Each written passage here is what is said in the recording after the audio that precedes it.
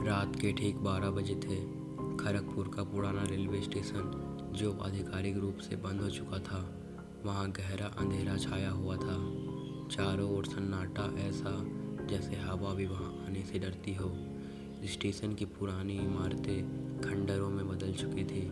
Platform की दीवारों पर काई जमी थी और पटरियों पर झाड़ियाँ उगाई थी। यह स्टेशन पिछले 20 सालों से वीरान पड़ा था। कोई ट्रेन वहाँ नहीं रुकती थी, ना ही कोई यात्री आता था।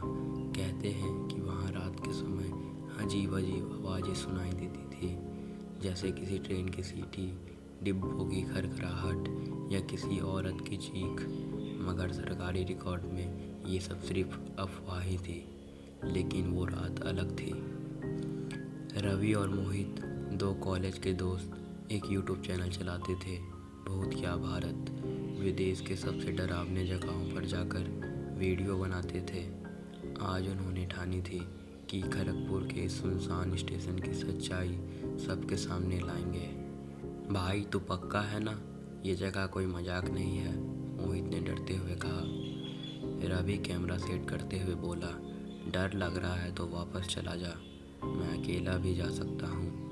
मगर सोच, अगर यहाँ सच में कुछ निकला तो हमारा चैनल एक रात में वायरल हो जाएगा। मोहित ने गहरी सांस ली और रवि के साथ आगे बढ़ गया। स्टेशन तक पहुँचने का रास्ता जंगल से होकर जाता था। टॉर्च की रोशनी में पेड़ों की परछाइयाँ जैसे हिल रही थी। बीच बीच में झिंगुरों की आवाज़ें और कभी कभी किसी जानवर की हल्की गर्राहट सुनाई देती। आखिरकार वे स्टेशन पहुंच गए। जैसे ही उन्होंने प्लेटफॉर्म पर कदम रखा, एक ठंडी लहर उनके शरीर में टकराई। हवा में एक अजीब सी गंध थी, कुछ सड़ा हुआ, कुछ जला हुआ। रवि ने कैमरा ऑन किया और रिकॉर्डिंग शुरू कर दी। हम इस समय खड़गपुर के उस स्टेशन पर हैं जहां कोई ट्रेन नहीं आती, पर लोगों का कहना है कि यह रात के 12 बजे यहाँ एक ट्रेन आती है, एक भूतिया ट्रेन। अभी वह बोल ही रहा था कि अचानक एक बहुत ही पुरानी सीटी की आवाज़ सुनाई दी। मोहित का चेहरा सफ़ेद पड़ गया। भाई, तूने सुना? रवि भी कुछ बोल नहीं पाया।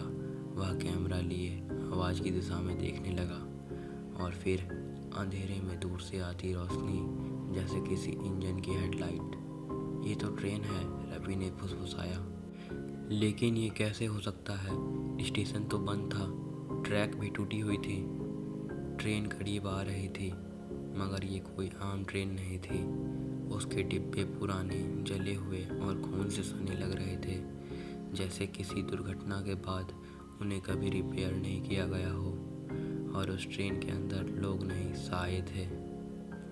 ट्रेन की आवाज़ जैसे जैसे पास आती जा रही थी, रवि और मोहित के कानों में अजीब सी गूंज होने लगी। वो सीटी अब डरावनी लग रही थी, मानो किसी और दुनिया से आ रही हो। ट्रेन जैसे ही स्टेशन पर रुकी, एक भयानक ठंडक चारों ओर फैल गई। टॉर्च की रोशनी भी जैसे कमज़ोर पड़ने लगी। मोहित ने कांपती आवाज़ में पूछा, भाई, ये सच में हो रहा है या हम सपना देख रहे हैं? रवि ने बिना जवाब दिए कैमरे को उस ट्रेन की तरफ घुमा दिया। ट्रेन की हालत खौफनाक थी। जंग लगे डिब्बे, खिड़कियों पर टूटी हुई सलाखें और हर डिब्बे पर खून जैसे निशान। सबसे अजीब बात ये थी कि उसमें कोई आवाज़ नहीं थी, ना मुसाफिरों की, ना ही किसी कंडक्टर या ड्राइवर की। लेकिन तभी एक डिब्बे से दरवाजे की चिटकिनी खुद ब खुद खुल गई। धीरे धीरे, चर चर। मोहित की सांसें तेज हो गई। मत चल भाई, मत चल उस डिब्बे की तरफ। रवि ने सिर घुमाया। हम यहाँ सच का पता लगाने आए हैं, अब पीछे नहीं हटेंगे। दोनों उस डिब्बे की ओर बढ़े, टॉर्च से रास्ता दिखाते हुए। जैसे ही उन्होंने डिब्बे के अंदर कदम रखा, कैमरे की स्क्रीन झिलमिलाने लगी। आवाज़ें टूटी फूटी सी आने लगी, जैसे कोई रेडियो स्टेशन पर गड़बड़ कर रहा हो। डिब्बे के अंदर गहरा अंधेरा था, लेकिन दीवारों पर कुछ लिखा हुआ था खून से, हम लौटेंगे हर रात, हर बार। अचानक किसी के जोर से हंसने की आवाज़ आई, एक औरत की। मोहित चीख पड़ा और बाहर भागा। रवि भी डर से कांप गया, लेकिन फिर भी कैमरा लिए डटा रहा। एक आकृति अचानक सामने आई, एक औरत, बिना आंखों के, उलझे हुए बाल, भयानक चेहरा और गले से निकली गूंजती आवाज। तुम भी उसी ट्रेन के मुसाफिर बनोगे। रवि ने घबरा कर कैमरा नीचे गिरा दिया और भागने के लिए मुड़ा, लेकिन दरवाजा बंद हो चुका था। बाहर खड़ा मोहित चिल्ला रहा था, रवि बाहर आ जल्दी। रवि ने दरवाजा धक्का देना शुरू किया, लेकिन वो टस से मस नहीं हो रहा था। औरत अब धीरे धीरे उसकी तरफ बढ़ रही थी। टिक टिक टिक ट्रेन की घड़ी की आवाज़ सुनाई दे रही थी। एक उल्टी गिनती से चल रही थी, 10, 9, 8। रवि एकदम पसीने से तर हो गया। दरवाजे पर आखिरी बार जोर मारा। धड़ाम, दरवाज़ा खुल गया। वो गिरता पड़ता बाहर निकला और मोहित को खींचकर स्टेशन से दूर भागने लगा। ट्रेन की सीटी फिर से गूंजी। ट्रेन धीरे धीरे स्टेशन से चलने लगी, लेकिन उसमें कोई नहीं था, या शायद बहुत कुछ था जो इंसानों की नज़र से परे था। रवि और मोहित एक पेड़ के पीछे छुपकर उस ट्रेन को जाते हुए देख रहे थे। मोहित ने पूछा, क्या क्या तूने भी देखा वो औरत?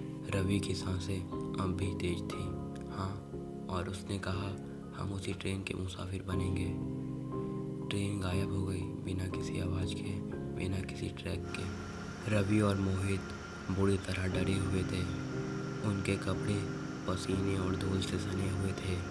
ट्रेन के गायब होते ही पूरा स्टेशन फिर से वैसे ही शांत हो गया, जैसे कुछ हुआ ही ना हो। मोहित कांपती आवाज़ में बोला, ये तो भूतिया ट्रेन थी भाई, और वो औरत, उसका चेहरा मैं कभी नहीं भूल पाऊँगा। रवि ने अपने कपड़े झाड़ते हुए कहा, हमें ये सब रिकॉर्डिंग में मिल गया है। कल सुबह वीडियो एडिट करके अपलोड कर दूँगा, ये वायरल हो जाएगा। लेकिन जब उन्होंने कैमरा उठाया और उसकी स्क्रीन चेक की तो वहाँ कुछ भी नहीं था। रिकॉर्डिंग फोल्डर खाली। क्या? नहीं, ये तो चालू ही था, मैं देख रहा था।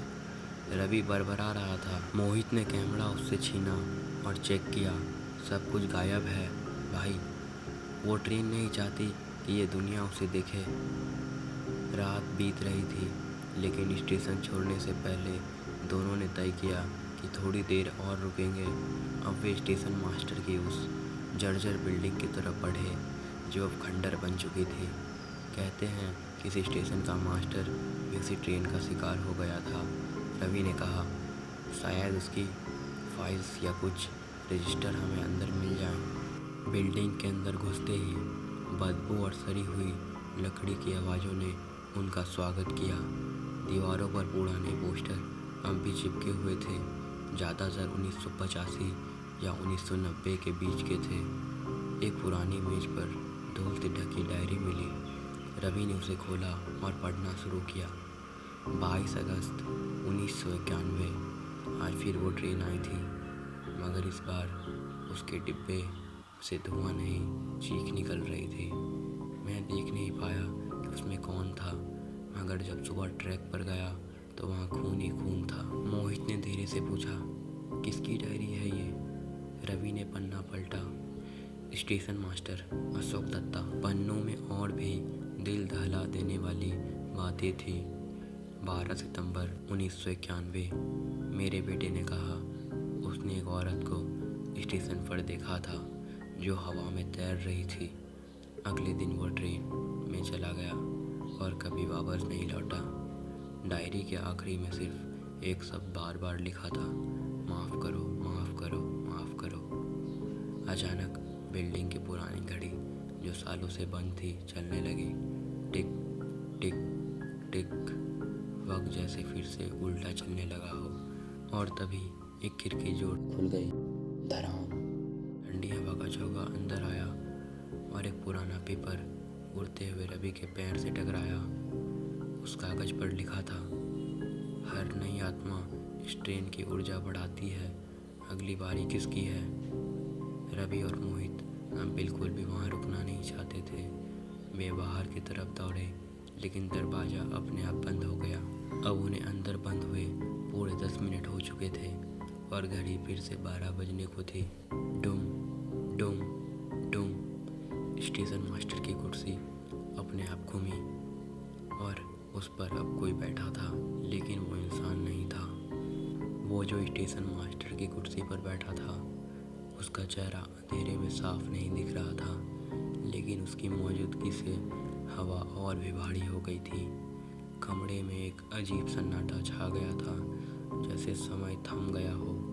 रवि ने कांपती आवाज़ में पूछा, कौन हो तुम? कोई जवाब नहीं आया, लेकिन वो आकृति धीरे धीरे उठी और उनकी तरफ बढ़ने लगी। हर कदम के साथ जमीन जैसे कांप रही थी। उसके जूते नहीं थे, पैर थे, मगर घिसे हुए, जैसे वो मीलों पैदल चला हो। और उनकी आहट में एक अजीब गूंज उठी, टप टप टप। मोहित ने एक लकड़ी उठाकर खुद को बचाने की कोशिश की, मगर तभी बिजली कौंधी और दोनों की नजरें उस आकृति के चेहरे पर पड़ी। वो इंसान नहीं था, उसका चेहरा झुलसा हुआ, आंखें खाली और गर्दन के पास एक गहरा कटा हुआ निशान। उसकी यूनिफॉर्म पर नाम लिखा था, ए दत्ता, स्टेशन मास्टर। रवि की आवाज़ रुक गई। ये वही है जिसकी डायरी हमने पढ़ी थी। स्टेशन मास्टर ने अपनी कटी हुई उंगली से एक कोने की तरफ इशारा किया। दोनों ने मुड़कर देखा। वहाँ एक पुराना दरवाज़ा था, आधा खुला हुआ। वहाँ से एक और आवाज़ आई, जैसे कोई फुसफुसा रहा हो, सच्चाई वहाँ है, अगर हिम्मत है तो जाओ। रवि और मोहित कुछ सेकंड तक ठिठक गए, लेकिन डर से लड़ते हुए उस दरवाजे के पास पहुँचे। अंदर एक और कमरा था, जिसमें कई फाइलें, नक्शे, एक पुराना टेप रिकॉर्डर रखा हुआ था। रवि ने वो रिकॉर्डर चालू किया। उसमें एक घबराई हुई आवाज़ रिकॉर्ड थी, अगर कोई रिकॉर्डिंग सुन रहा है तो समझो मैं मर चुका हूँ। उस ट्रेन का रहस्य सिर्फ एक हादसा नहीं है, वो एक श्राप है। खड़गपुर स्टेशन को बंद इसलिए किया गया क्योंकि 1991 में एक ट्रेन में आग लग गई थी। उस ट्रेन में 100 से ज्यादा यात्री जिंदा जल गए थे और किसी ने उनकी चीखें तक नहीं सुनी। वो सब यहीं मर गए, उसी ट्रेन में। और अब हर साल उसी दिन वो ट्रेन लौटती है, नए मुसाफिरों को साथ ले जाने। मोहित की आंखें भर आई। तो हम आज उसी दिन आए हैं। रवि ने टेप रिकॉर्डर बंद किया। 22 अगस्त, यही लिखा था डायरी में भी, और आज भी वही तारीख है। सच सामने था।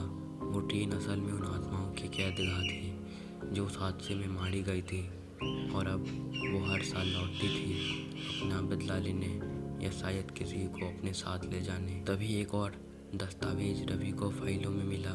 उसमें लिखा था, अगर कोई ट्रेन में चढ़ जाए और अगली सुबह तक बच जाए तो श्राप टूट सकता है, मगर कोई भी अभी तक जिंदा नहीं बचा। मोहित ने फटी फटी आंखों से रवि की तरफ देखा।